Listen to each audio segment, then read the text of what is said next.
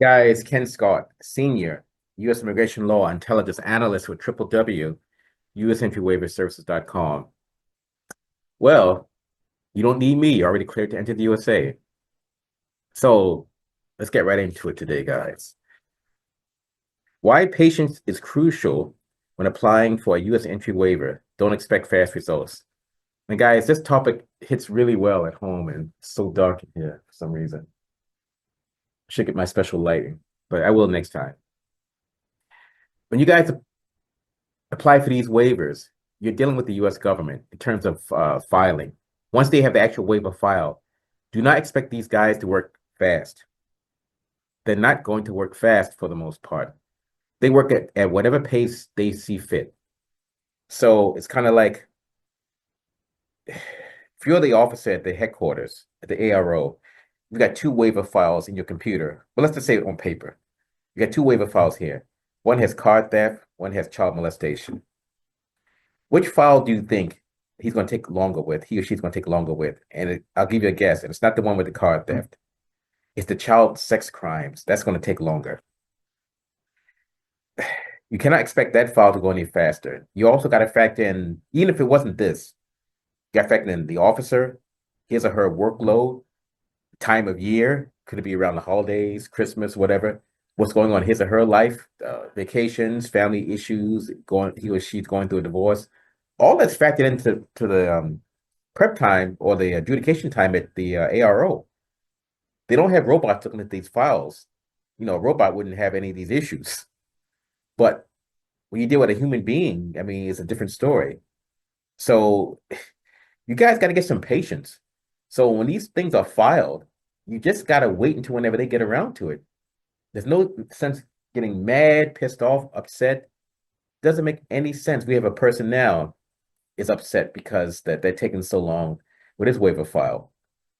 Now, you can get frustrated with it all you want, but here's the thing. They don't give a flying flamingo if you're frustrated with it. Because their mindset is if you don't like it, stay home. You guys also got to remember, in terms of these waiver files, I'm trying to say this in a very really nice way. The waiver files are kind of low on the totem pole regarding level of importance in that sense. I guess what I mean is if you are an entrepreneur and you don't need a waiver and you're going for like an E2 investor visa, you're investing $5, $10 million, whatever, with the US government, doesn't common sense tell you something like that is going to be processed probably a lot quicker and have more importance and more significance than someone who has a criminal record for card theft? So what I'm trying to say in a nice way is they don't really give a flying flamingo about a lot of you waiver applicants. So it's the only way I can really say it, right? So when you apply for a waiver and you email asking for an update and they say pending further review, people say, well, that's all they're saying. Like, yeah, it means it's still being worked on. They said, well, when's it gonna be done? So you tell me, what are the winning lottery numbers for tomorrow? Tell me, so I can know so I can make some money and put my feet up, hang out in Monaco in my roll around in my Lambo. So you tell me when it's going to be ready. Obviously, the client doesn't know. I don't know. The officer at the border doesn't know. They don't know. But you guys need to get patience with this stuff. They are not going to go faster because you want them to go faster. And again, their mindset is if you don't like it, stay home.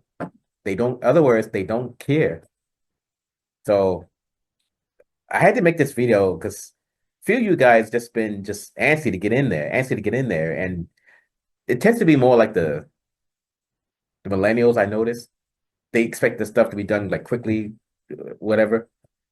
And the US government doesn't work for you. They work for the American people. They don't care how antsy you get. You're wasting your time getting antsy. Now, you get antsy as much as you want or frustrated. That's fine. But my point is, you're only hurting yourself. You're not hurting the US government. They don't care. Just like I keep trying to tell people that, you know, how some Canadians say, well, I'm not going to the US because of Trump and all this stuff with the trade war, whatever. Donald Trump doesn't give a flying flamingo if a Canadian doesn't come down and visit. His administration doesn't give a flying flamingo. They don't care. So this kind of ties in a different, slightly different topic. But you guys who are saying, well, I'm not going down, I keep my money in Canada. He's like, okay, keep it. Don't care. Next. So in that sense, you guys have no leverage. So you're only, I kind of went off the topic here, but you're kind of only making it harder on yourself for like vacations and spending time with family there, whatever, or taking kids, to Disneyland, etc. We're still busy. Mind you, it's busy with the more serious files, which that's what we specialize in anyway. So we're still busy. So the only thing you're hurting by not going to the S like that, only thing you're hurting is, I guess, basically yourselves. Because if not, take a vacation in Canada, spend money in Canada. We all know how expensive it is in this country. So anyway, bottom line, patience is crucial when dealing with these border files. Um, we try to get them done as soon as possible. One of the biggest holdups, though, I have to admit, is some of you guys have a bad habit of taking forever to get us the items we need and ask for. And we don't push you for it. We say, okay, here's a list. Here's a list. Give us the items in this list. If you guys take a year or two to give us the items in the list, and it's okay, how long my waiver is going to take? So I don't know, probably 12 months for them to look at it. They say 12 months. Like, well, yeah, we've been waiting on you. And that goes back to the first person I told you about in this video. This person took, I'm going to say, this is what, 2025? I'm going to say maybe 10 years to get us the things we needed. Now, the person they didn't really sign up then, but they expressed interest. And over that 10-year window, we're asking, I'll say 9 years. We kept asking for the stuff, asking for the stuff. We kept asking, say, let's get this finished. So finally, maybe 2 years ago, the person got us the items I wouldn't even say 2 years ago. I'll say 8 months ago, 9 months ago, the person finally got us all the items we needed, and etc. So now that file's pending. Well, anyway, so now the person is frustrated because the file's taking so long at CBP, but they had what, 8, 9 years.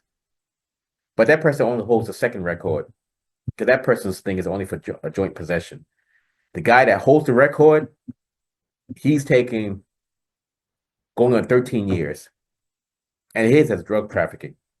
But he's worse in the sense that every so many months or years, he does fingerprints for waiver, and it keeps expiring. I said, well, we still need this. Okay, okay. So he keeps having to go back get new prints. They expire. We keep asking for items. We're still waiting. I'm gonna say 13 years later, if not 15 years later.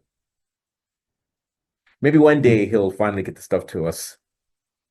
It's crazy. So anyway, Ken Scott, Senior, U.S. Immigration Law Intelligence Analyst, www.usentryWaiverServices.com. And it's 888-908-3841 or 604-562-8140.